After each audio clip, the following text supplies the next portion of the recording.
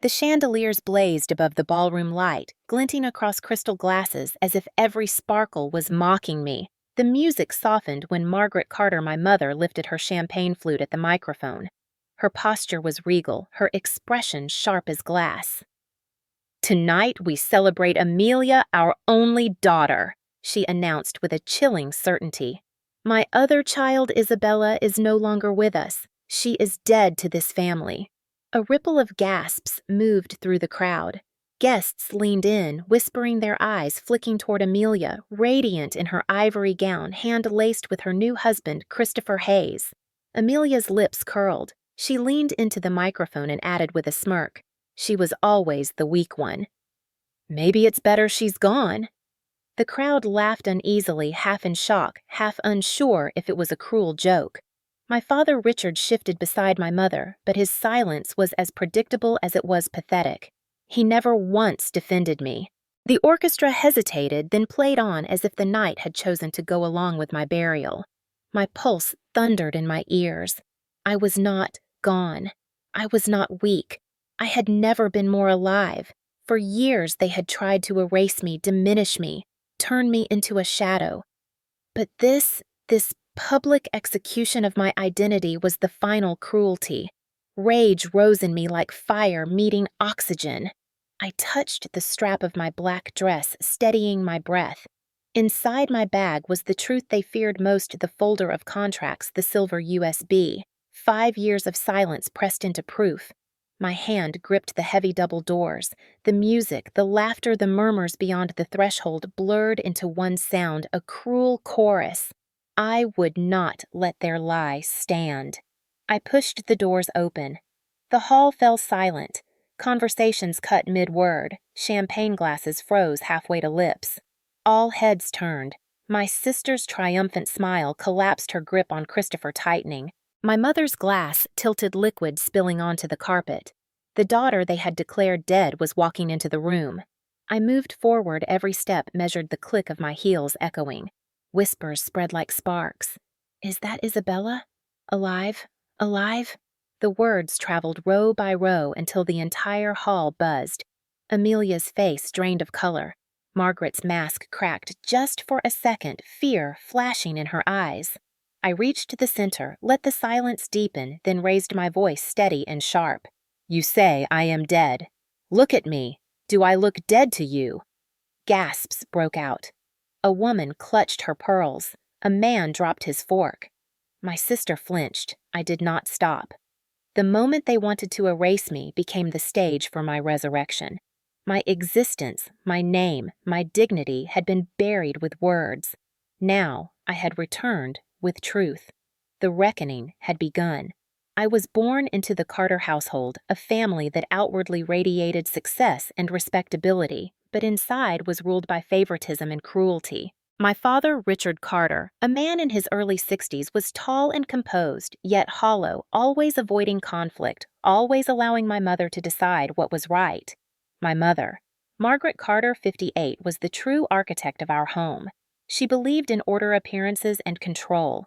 To her children were reflections of her own image. Amelia, my older sister, was the chosen reflection. From the beginning, Margaret declared her brilliant, elegant, destined for greatness. Every photograph on the mantelpiece was of Amelia, in crowns awards in hand, her arm looped through Margaret's. My younger self, Isabella, appeared only at the edges of pictures, cut off by framing or turned away as if I had never been part of the moment. Amelia Carter, 4 years older than me, grew into the perfect daughter. She became class president, prom queen, and later the rising star in our city's social scene. Every achievement of hers was celebrated with dinners, gifts, and glowing speeches. When Amelia got accepted into an Ivy League college, the house erupted with champagne neighbors invited over to witness the toast. Richard bragged at work, Margaret wept tears of joy. I was 16 at the time and invisible. On the same day, I quietly won a regional science competition for a coding project, but my mother said we could not attend the award ceremony because Amelia had a volleyball tournament. That was the rhythm of my life. My successes were small interruptions easily brushed aside, while Amelia's smallest step forward was treated like a miracle. My younger brother never existed. It was just Amelia and me, but to my mother it might as well have been only Amelia. When I was 10, I became fascinated with computers. I spent hours dismantling old desktops, teaching myself programming while others played outside. Margaret would walk into my room and scold me, saying Isabella colleges look for real achievements, not strange obsessions. When will you join a proper club? Richard would nod silently, unwilling to defend me. At school, teachers called me gifted innovative, unafraid of solving problems differently. But at home, my work was dismissed as distraction. The contrast was suffocating. By the time I was 16, the abuse turned physical. One night, I refused to give Amelia my notes for a math exam. Margaret's anger exploded. She slapped me across the face so hard I stumbled into the staircase banister. Richard grabbed my wrist not to protect me but to restrain me while Margaret screamed about loyalty and family image. My cheek throbbed, my dignity shattered, but I refused to cry. That was the first time I realized my family did not see me as a daughter, but as a problem they needed to discipline into silence. The favoritism poisoned every holiday. Thanksgiving became an annual performance of Amelia's brilliance. Margaret would pass her the carving knife like a crown, while I was ordered to scrub pans in the kitchen. Christmas brought Amelia mountains of gifts, while I received perfunctory sweaters or books Margaret thought might make me normal. Even birthdays were different. Amelia's 16th birthday was a grand hotel party with hundreds of guests. My 18th was a quiet dinner with half-cooked chicken and an envelope of grocery store coupons. Margaret justified it by saying, "You never wanted attention anyway." The message was always clear. Amelia was the golden child, I was the mistake. Richard's silence was as sharp as Margaret's words. He avoided confrontation by burying himself in newspapers, nodding when Margaret spoke, rarely looking at me. The only thing worse than cruelty is indifference, and his indifference built walls around me. As Amelia moved into her glittering future, I was left carrying the scars of invisibility and control. Even when I earned a scholarship for college, Margaret twisted it into shame.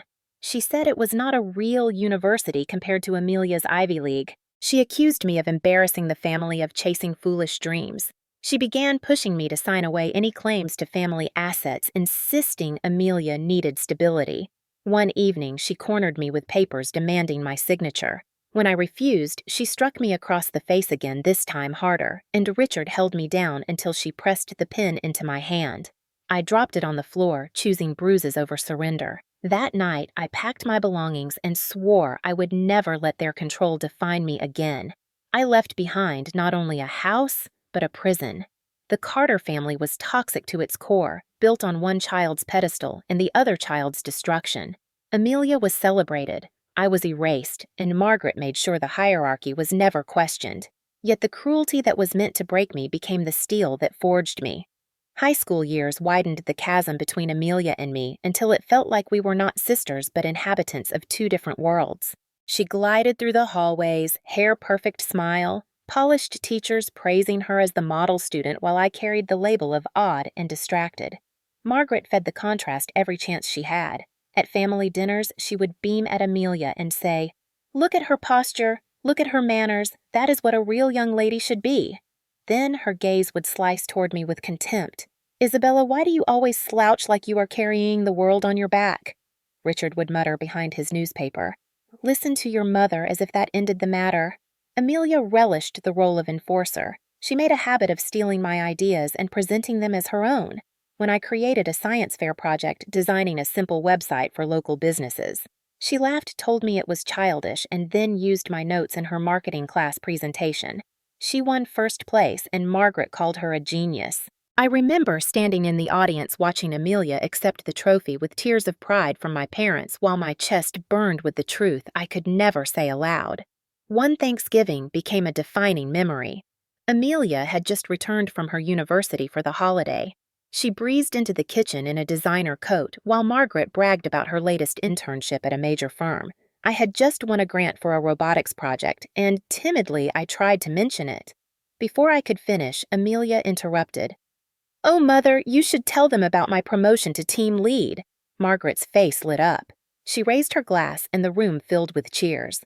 My words evaporated like smoke. No one noticed. I sat with my plate untouched while they toasted Amelia. Later that night, Richard patted my shoulder with absent-minded pity and said, You will find your way eventually. His voice carried no belief. Christmas after Christmas repeated the pattern. Amelia's gifts gleamed under the tree. New cars, jewelry, expensive gadgets. Mine were token gestures, sometimes an unwanted sweater, sometimes a book chosen without thought. Margaret's explanation was always the same. You are so practical, Isabella, you do not care for frills. But I cared not for the gifts themselves, but for the recognition they represented. It was not practicality, it was dismissal. At college, I enrolled in computer science courses, clinging to the one part of myself they could not erase. Margaret mocked me during every phone call. She said, "Technology changes too fast. You need stability, law, medicine, finance, not silly little codes." Amelia visited during one semester and walked through my tiny dorm room. She wrinkled her nose and said, "This looks like a storage closet, not a place for a Carter." When I mentioned I was building a startup idea with friends, she laughed, calling it a hobby that would collapse within months. Their contempt followed me like a shadow. Then came the night that would sear itself into my memory forever. I was 21, home for the summer, and Margaret summoned me to the dining room with a folder of documents. She explained that the family house and certain investments were being put under Amelia's name for protection. She placed the papers in front of me and ordered me to sign a waiver renouncing any claim. I refused. Her face twisted with fury. She struck me across the cheek, the sting sharp and hot. I tried to back away, but Richard grabbed my arms, holding me in place while she screamed about betrayal, about family image, about how I was trying to ruin Amelia's future. I struggled, heart racing, but they were stronger. The pen was pressed into my hand. I let it fall, refusing to sign. Margaret's nails raked my skin in frustration. Finally, I tore free and ran to my room, barricading the door with a chair. That was the night I decided I could no longer be a Carter in their house. I packed what little I had and left before dawn. The abuse was not only physical, but psychological. Margaret perfected gaslighting. Whenever I confronted her about the slaps or insults, she would scoff, "You are too sensitive, Isabella. You imagine things." Richard reinforced it with his silence. Amelia piled on, mocking me in front of cousins, repeating that I was unstable, dramatic, ungrateful. Their narrative became the truth outsiders believed. At gatherings, relatives whispered about Amelia's brilliance and Isabella's failings. I became the black sheep, the cautionary tale. Yet those humiliations planted a different seed. Every insult hardened me. Every dismissal carved out a new chamber of resolve. I remember one Christmas Eve when Amelia flaunted her new luxury car keys, waving them in front of relatives, while Margaret announced proudly that her eldest would soon run an entire department at her firm. Then she glanced at me and said, "Isabella is still figuring things out, bless her heart." Laughter followed. That night, I returned to my small rented room and stayed up coding until sunrise, vowing to prove them wrong. By the time Amelia graduated with honors, I had already built the first prototype of a security software tool. I kept it secret, knowing Margaret would ridicule it and Amelia would steal it. Their cruelty trained me to protect my ideas like treasures. The more they tried to erase me, the more determined I became to etch my existence into the world through creation. The flashbacks of humiliation were not isolated incidents. They were a lifelong curriculum in survival. Every slap, every mocking smile, every time I was cut off mid-sentence became a lesson. They thought they were silencing me, but they were teaching me endurance. They thought they were breaking me, but they were sharpening the blade I would one day wield. Leaving the Carter house meant freedom, but also meant survival on my own terms. With no safety net and no family support, I took odd jobs to pay rent while pouring every waking hour into the startup idea that had once been mocked. I called it CyberShield, a simple name for a bold vision. I wanted to build security systems that could outsmart hackers before they struck a cloud-based protection that even corporations could not ignore. My apartment was a cramped one-room studio, walls cracked, heater unreliable, but to me it was a laboratory. At night, the glow of my laptop lit the darkness as I wrote line after line of code, eyes burning, but heart alive. I taught myself the business side by reading online forums, free articles, anything I could find. My first partners were two classmates from college who believed in the code more than in me, yet even that was enough. We launched a small beta test with local businesses, and the results spread like wildfire. By the second year, I had secured contracts worth more than my parents could imagine. Yet, I chose silence. I knew the Carters would never see me as anything but a failure, so I let them believe it. Margaret would occasionally call her tone sharp, asking if I had found a real job yet. I answered vaguely, "Yes, I am managing projects, nothing special." Amelia once mocked me in a message saying, "I hope you are not still chasing that little coding dream." I smiled bitterly at her words while signing a government contract worth millions. The double life became both shield and strategy. Publicly, I drove a used Honda Civic, wore plain clothes, and claimed to rent a tiny apartment. Privately, I bought my first penthouse overlooking the harbor, its glass walls reflecting a view higher than Amelia's corporate office could ever offer. But I never told them. They did not deserve the satisfaction of sharing in what they had tried to kill. To manage the company without exposing myself, I relied on Daniel Hughes, a lawyer I met when seeking help with intellectual property. He became my trusted partner, appearing publicly as the face of CyberShield while I orchestrated from behind. Daniel signed contracts, attended conferences, shook hands with senators while I stayed in the shadows. It was safer that way. Competitors underestimated us, and my family remained blind. 5 years after leaving home, CyberShield grew into a multinational firm with offices in New York, San Francisco, and London. Our technology became the backbone of national infrastructure projects. Yet when Margaret spoke to relatives, she still described me as drifting, still trying to find my path, perhaps working on small websites. At first, the lie stung, but later it became fuel. I preferred to be underestimated. I preferred them to sneer while I quietly built an empire. Laura Bennett, my only close friend from college, was the one person who knew the truth. She was a journalist, sharp and loyal, and she reminded me often, "Isabella, you are doing what no one thought you could."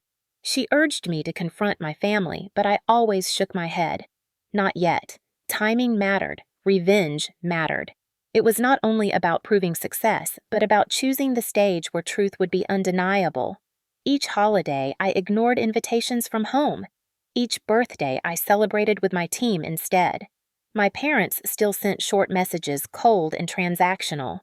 Amelia occasionally sent pictures of her new clothes or cars, a reminder of her superiority.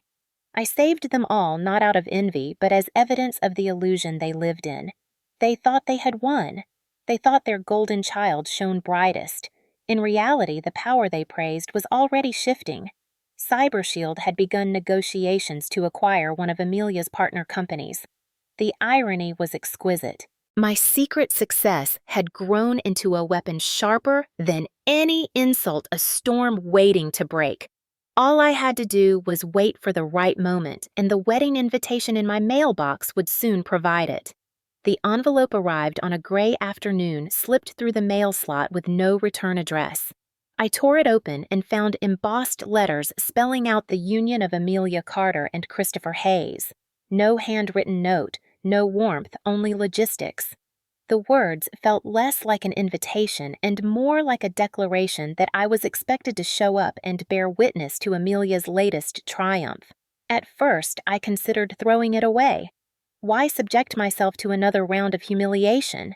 But Laura, ever the voice of reason and courage, leaned across the cafe table where we were meeting and said, "You cannot let them write you out of the story.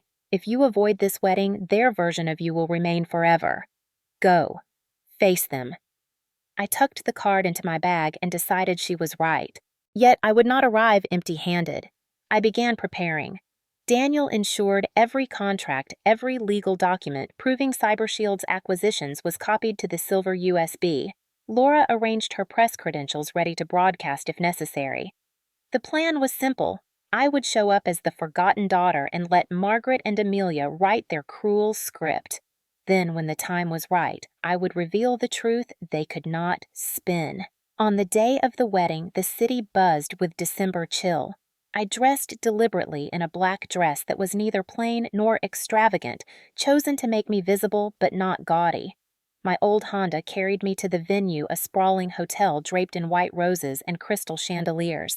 In the parking lot, I passed fleets of luxury cars, Jaguars and Bentleys, symbols of wealth my family worshipped. The valet glanced at my car with disdain but took the keys. Inside, guests flowed through gilded doors. Women shimmered in satin gowns, men adjusted cufflinks. I gave my name at the entrance and watched the attendant scan the list. She frowned. "I am sorry there is no Isabella Carter here." My jaw tightened. "Check again?" She glanced nervously at Margaret, who happened to walk by at that very moment. My mother's eyes met mine with a flicker of irritation, then she smiled falsely for the attendant. "It is fine, let her in. She is family." The word family sounded like poison from her tongue. I entered, aware of the stares. The ballroom was magnificent, every table draped in white linen candles flickering a string quartet playing softly. Amelia stood near the altar, radiant in her gown, Christopher tall and polished at her side. When her gaze fell on me, it lingered only for a second, then she turned away with a smirk. Throughout the reception, I was treated as a ghost. Conversations stopped when I approached. Chairs were full at every table, leaving me to hover at the edges. I poured myself a glass of water and stood alone while laughter bubbled across the room. The cruelty was deliberate. Richard avoided eye contact, shuffling nervously near the bar. Margaret orchestrated introductions between Amelia and influential guests, ensuring my presence remained invisible. The humiliation deepened when the speeches began. Margaret took the microphone, her voice firm and elegant, speaking of Amelia's brilliance, her new husband's promise, the honor they brought to the Carter name. Then she paused, her eyes sweeping the crowd, and uttered the words that would set the trap for herself. "We once had another daughter, Isabella, but she is no longer with us. To us, she is gone. She is dead to this family." A murmur rippled through the crowd, shocked gasps, nervous laughter. And then Amelia leaned forward, smiling into the microphone, and said, "She was always the weak one. Maybe it is better she is gone." The orchestra faltered. Guests looked uncomfortable, some shifting in their seats, but no one challenged it. Richard stared at the floor, paralyzed. My blood boiled. They were burying me alive in front of hundreds, turning me into a punchline. I felt the humiliation press down, but beneath it surged fury. I touched the strap of my dress, steadied my breathing, and brushed the outline of the USB in my bag. The proof was there, the power was mine, and soon the narrative would no longer belong to them. I looked at Amelia, basking in her glory, and Margaret, regal and merciless, and I knew this was the moment I had been waiting for. They thought they had erased me, but I had come to write myself back into existence. This wedding, their theater of triumph, was about to become my stage of reckoning. After Margaret's cruel announcement, I felt the air drain from my lungs, as if the ballroom itself had collapsed around me. I tried to move toward a table, but the staff blocked me politely, their eyes flicking with discomfort. "I am sorry, miss, these seats are reserved." Their voices were calm yet firm, as though I was an intruder at my own sister's wedding. The humiliation spread like fire in my chest. Guests whispered, some laughing nervously, others avoiding my gaze. I stood by the wall, clutching a glass of water, forcing my hands not to shake. Every few minutes, Amelia glanced in my direction with a victorious gleam, whispering to Christopher, who chuckled under his breath. Margaret continued floating among the guests like a queen, her words honeyed but sharp, introducing Amelia as her only daughter. Richard lingered near the bar, taking sips of whiskey, never intervening, never daring to acknowledge me. I wandered toward the side hall, the marble floor cold under my heels, and paused near the service doors. A waiter looked at me with pity, but said nothing. I heard two guests whispering, "Poor thing, maybe she really is unstable." Others said, "Imagine being erased by your own mother." Their words cut deeper than knives. My mind spiraled into memories. I was 15 again. Margaret's hand cracking across my face because I refused to surrender my savings account for Amelia's cheerleading trip. I was 17, sitting alone on the curb outside our house after she locked the door in punishment for missing Amelia's event. I was 21, held down by Richard while she screamed at me to sign away inheritance papers. Those moments came rushing back, each humiliation layering over the present, until I felt suffocated. I slipped into the empty corridor near the restrooms and leaned against the wall. My reflection in the gilded mirror looked pale eyes hollow, as if Margaret's words had killed me after all. For a moment, I believed them. Maybe I truly was dead to them. Maybe I was nothing. My phone buzzed in my clutch. A message from Laura appeared. Remember why you are there. You are not nothing. You hold the truth. Her words jolted me back. I opened my bag and brushed my fingers across the silver USB, feeling its weight.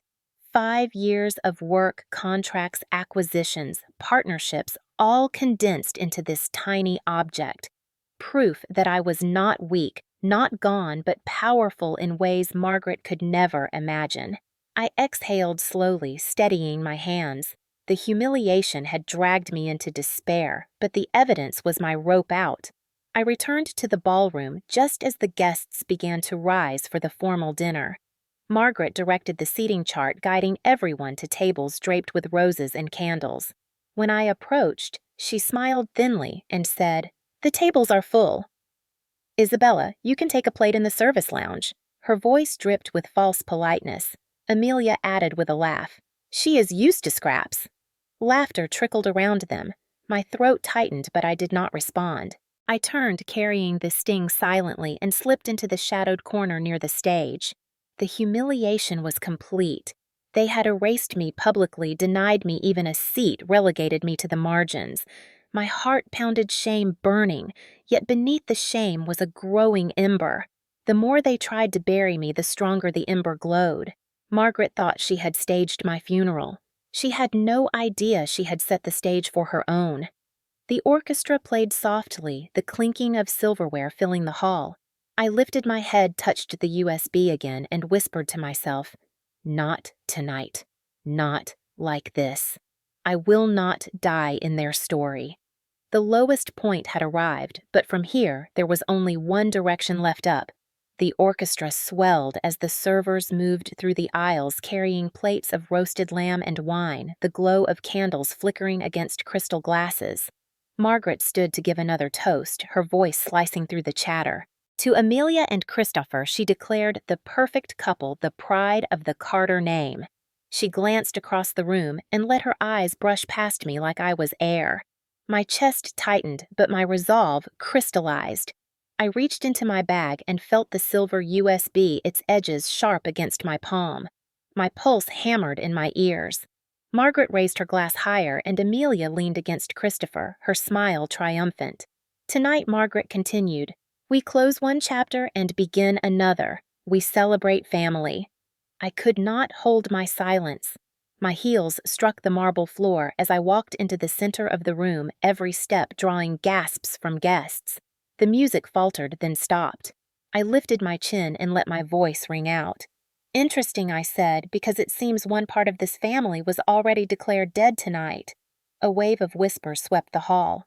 Margaret stiffened her smile, frozen Amelia's expression faltering. I pulled the USB from my bag and held it up. "You buried me with words." I continued, but words cannot kill the truth. I crossed to the projector stationed for the wedding slideshow, ignoring the startled staff. I inserted the USB into the port, and within seconds, the massive screen behind the head table flickered. At first came the company logo, CyberShield Solutions. Some guests frowned in confusion. Then came images, photographs of me at board meetings, contracts signed under my authority, government officials shaking hands with Daniel Hughes, my lawyer, while my name appeared in signatures across the screen. Gasps rose louder, growing into a rumble. Someone exclaimed, "She is the CEO." The slideshow continued, revealing acquisition papers among them, the finalized purchase of Hayes Global Data, Christopher's side business folded into CyberShield. My sister's groom paled as his name appeared under the acquisition heading. Murmurs turned into shouts. Margaret's face drained of color, Amelia's jaw tightened, Christopher swore under his breath. Then the final slide appeared, a series of leaked emails, each stamped with Hayes Global's letterhead. The messages revealed Christopher negotiating to sell confidential information to foreign competitors, discussing backroom deals and boasting of his connections through the Carter family. Guests gasped audibly. One woman covered her mouth. Another man muttered, "That is treasonous!" Christopher leapt to his feet, face red, but the evidence scrolled across the screen mercilessly.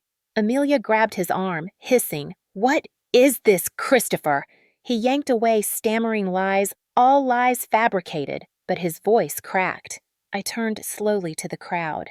For years you have heard I was weak, useless, dead to this family. Tonight you see the truth. I am Isabella Carter, founder and CEO of CyberShield, and while they buried me in shame, I built an empire." Margaret's voice rose trembling with rage. "How dare you disrupt this sacred night? This is Amelia's moment." I locked eyes with her. "No, Mother, this is your reckoning. You tried to erase me, and now everyone will see who you really are." Daniel Hughes entered from the back of the hall, his presence calm and authoritative. He approached the microphone and announced, "As legal counsel for CyberShield, I confirm every document presented is authentic. Isabella Carter is the sole founder and controlling CEO." Gasps renewed this time with awe. Laura Bennett, holding her phone aloft, was already streaming live, her journalist's instincts capturing the unfolding scandal. Amelia looked around desperately, her guests watching in horrified fascination her perfect wedding unraveling. Christopher tried to storm toward me, but two security officers alerted by Laura's call earlier intercepted him. He shouted, "This is not true. This is a setup." But the weight of the evidence was undeniable. Margaret's hands shook as she clutched her champagne glass, voice cracking. "Stop this now, Isabella. You will ruin us." I took a breath and let the years of pain funnel into clarity. "You ruined me first," I said. Every slap, every humiliation, every lie was meant to bury me. But tonight you buried yourselves. The hall erupted in chaos, voices overlapping. Some guests slipped out, unwilling to be part of the scandal. Others whispered frantically, recording the spectacle on their phones. Amelia collapsed into a chair, her veil trembling, her eyes wide with disbelief. Richard finally moved, stepping toward me with a trembling hand, but I stepped back. "Not tonight, Father. You had your chance to defend me years ago. Tonight you will listen." I faced the crowd once more, the screen behind me still flashing evidence. "This is not just about family cruelty," I said. "It is about corruption, betrayal, and truth. Christopher Hayes sold secrets. My mother erased her child. My sister mocked my existence. But the truth survives, and tonight the truth stands here." The silence that followed was heavy, then broken by applause from one corner, hesitant but growing. A guest clapped, then another, until half the room was applauding. Margaret's face twisted in horror. Amelia's sobs echoed. Christopher cursed as security tightened their grip. The twist had landed. What was meant to be my funeral had become their exposure. I stood tall in the center of the hall, my humiliation burned away, replaced by vindication. The reckoning was no longer approaching. It had arrived. The ballroom that had moments earlier been a shrine to Amelia's perfection was now a courtroom without walls, and every guest had become both jury and witness. The giant screen continued to roll through documents and email chains, each line more damning than the last, Christopher's signature glaring back at him from every page. His face turned gray, sweat beading on his forehead, and still he tried to shout over the murmurs. "Lies, fabricated lies," he barked, but his voice cracked and no one believed him. Amelia gripped her gown with trembling hands, mascara streaking down her cheeks. She turned to him, whispering frantically, "Tell me this isn't true, Christopher. Tell me." But he shoved her hand away, muttering curses. Margaret stood frozen at the head table, her authority collapsing under the weight of exposure, her eyes darting left and right, as though searching for someone to rescue her. Richard sat stiffly, his glass of whiskey untouched, now his face pale, decades of silence finally cornering him. Daniel Hughes stepped forward again, his voice calm and cutting. "We have already submitted this evidence to the Department of Justice and the FBI. Tonight is not just about a wedding, it is about accountability." Gasps surged through the room. Several guests pulled out their phones, texting rapidly, whispering about headlines and scandal. Laura Bennett lifted her camera higher, streaming live to thousands narrating, "This is the scene inside the Hayes-Carter wedding where shocking revelations are unfolding." Margaret snapped, "Turn that off. You have no right." But Laura ignored her, her voice steady as she described the downfall of a family that had tried to bury their daughter. Then the unmistakable sound of heavy footsteps echoed through the marble foyer. Uniformed officers entered, led by two agents in dark suits. A murmur swept the room, growing louder as the badges flashed. Christopher Hayes, one agent announced, "You are under investigation for corporate espionage and violation of federal security statutes." His words rang through the hall like a verdict. Christopher staggered back, shaking his head. "You can't do this." "Not here. This is a wedding," the agent replied. "Justice does not wait for your celebrations." Amelia let out a choked sob as the officers cuffed Christopher's wrists. Guests gasped, some clapping hands over their mouths, others recording every second. Amelia's veil slipped from her hair, pooling on the floor like a symbol of everything shattered. Margaret rushed forward, her voice shrill. "You cannot arrest my son-in-law, not in front of everyone!"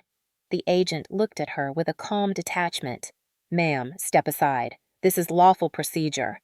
For the first time, Margaret's authority meant nothing. She shrank back, trembling, the realization dawning that her power was an illusion she could no longer enforce. Richard finally stood, his voice breaking. "My God, what have we done?" But his words fell into the chaos like leaves into fire, irrelevant and too late. I stepped forward, my voice rising above the cacophony. "This is the family that declared me dead. This is the mother who erased me. This is the sister who mocked me. And this is the man she married who sold secrets for greed. Look at them now. Do they look untouchable?" My words cut through the air, and for the first time in my life, the room listened to me. Not Margaret, not Amelia, not Richard. Me. Applause erupted, some hesitant, some fierce. Laura's live stream comments poured in hearts and flames, filling the screen as viewers reacted in real time. Amelia fell to her knees, her sobs echoing, her perfect image crumbling into dust. Margaret slumped into a chair, eyes vacant, the queen dethroned in front of her kingdom. Richard covered his face with his hands, shoulders shaking with regret. Christopher shouted obscenities as the agents dragged him away, his curses bouncing off marble walls, powerless. And I stood in the center, the USB still in my hand, the daughter they had tried to erase, now the one rewriting the narrative. Daniel leaned toward me and said quietly, "It is over, Isabella. They cannot hide anymore." I looked across the room, letting the weight of the moment settle, and said, "No, Daniel, it has only just begun." Because tonight was not only about exposing Christopher. It was about tearing away the mask of a family built on lies, about showing the world that truth can rise from the grave they dug for me. And in that ballroom, under the shattered illusion of chandeliers, justice was no longer a distant hope. It was alive, and it was mine. The echoes of Christopher's curses still rattled in the marble hall as the officers hauled him away, but his voice was already meaningless. The guests sat in stunned silence, clutching their phones, whispering, recording their expensive clothes and glittering jewels, suddenly looking ridiculous against the backdrop of disgrace. Amelia collapsed into her chair, her veil torn from her head, her sobs piercing the heavy air. Margaret sat rigid, face ashen, hands clenched on the tablecloth as though she could hold on to authority by force. Richard lowered himself back into his seat. Shoulders hunched, his silence heavier than ever. I stood at the center of it all, breathing steadily, my heart pounding with adrenaline and clarity. For decades, I had been their ghost, their disappointment, their forgotten child. Now I was the one they could not escape. Laura's live stream buzzed with tens of thousands of viewers' comments flashing across her screen. "Unbelievable! Justice at last! How could a mother do this?" Others wrote, "Isabella, you are stronger than any of them."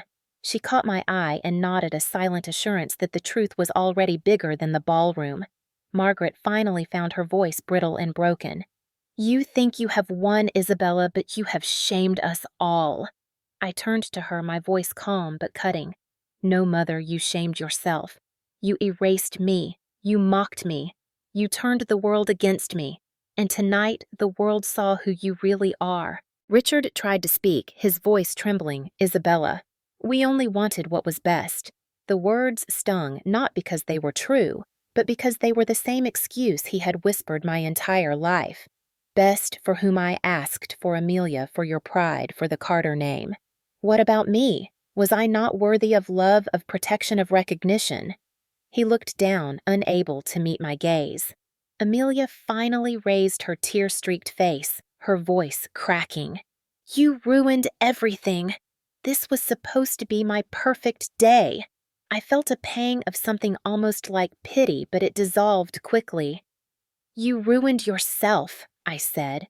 You mocked me in front of everyone. You married a man who betrayed his country, and you stood by while Mother declared me dead. You chose this. Around us, the guests began to leave, quietly embarrassed, to remain eager to distance themselves from scandal. The grand ballroom emptied row by row until only family and a few stubborn onlookers remained. Margaret pressed her hands to her temples, whispering, "This cannot be happening, not to us." Daniel stepped forward again, his presence steady. "Isabella," he said, "the media is already outside. This will be on every screen by morning." I nodded, letting the truth settle deeper. The Carter image, carefully curated for decades, was crumbling in real time. Amelia would forever be the bride whose husband was arrested at the altar. Margaret would be the mother who disowned her child only to be exposed in front of the city. Richard would be the father who stood silent as his family collapsed. And I would no longer be invisible. The FBI agents returned briefly to confirm Christopher's transport and to inform Amelia that she would be questioned as part of the investigation. Her eyes widened with terror, and she clutched the remnants of her gown as though fabric could shield her from consequence. Margaret screamed, "Leave my daughter alone," but the agent's calm reply silenced her. "Ma'am, this is standard procedure." The family name no longer protected them. The tables had turned completely. I walked to the microphone one final time, the hall almost empty. Now, the sound of my heels echoing like a gavel. I looked at the few who remained at my broken family and said, "You tried to make me nothing. Tonight, I showed the world I am everything you feared. The reckoning is complete." Margaret stared at me with hollow eyes. Richard whispered my name as though it could erase decades of neglect. Amelia wept quietly into her hands. But I turned away, my heart steady. For the first time in my life, I was not seeking their approval or their apology. I was claiming my own story. Outside, the press lights flared, cameras clicking, microphones pushed forward. Laura guided me through the crowd, her voice firm. "She will make a statement tomorrow. Tonight is finished." Reporters shouted questions, flashes blinded, but I kept my head high. Behind me, the Carter legacy burned in silence. The aftermath was not a tragedy for me. It was liberation. The family that had declared me dead had been exposed, and I was finally, undeniably alive. The morning after the wedding, the headlines were everywhere. CyberShield CEO revealed at scandalous wedding. Groom arrested on espionage charges. Disowned daughter exposes Carter family. Each paper carried my name, my photo, my story. For the first time, the world was not hearing about me through Margaret's dismissive voice or Amelia's mocking tone. They were hearing me in my own words. My phone buzzed relentlessly with messages from investors, politicians, and friends offering congratulations. The company's valuation soared overnight, our board members calling to assure their support. Daniel managed the legal storm with calm precision, while Laura handled the flood of media requests, her articles framing the story with the truth I had lived for decades. Meanwhile, the Carter family retreated into silence. Margaret disappeared from social circles, her friends turning cold as they distanced themselves from scandal. Richard sent me a letter a week later, apologizing, words scribbled across paper, trembling with regret. I read it once, then placed it in a drawer. Forgiveness was not a gift to hand out cheaply. Amelia's world shattered most visibly. Her marriage annulled within weeks, her job offer rescinded as companies fled from the taint of association, her friends whispering behind her back. She tried calling me twice. I did not answer. The weight of humiliation she had helped heap on me was finally hers to carry.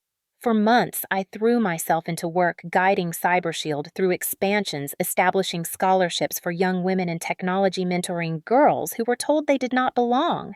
Each initiative felt like stitching wounds, not only for myself, but for others who had been silenced. 6 months after the wedding, I hosted a company retreat at my lakeside home. The air was warm sunlight glimmering across the water, laughter from my team drifting through the garden. As I stood on the deck, I saw a car pull into the driveway. Margaret stepped out slowly, her figure smaller than I remembered, her confidence eroded. She walked toward me, clutching a small box. "Isabella," she said, her voice hesitant, "I came to give you this." Inside the box was a necklace one she had once promised me as a child, but given instead to Amelia. I took it carefully, the metal cool against my skin, and looked into her eyes. "I cannot erase what you did," I told her quietly. "You declared me dead. You made me invisible. You hurt me more than anyone else."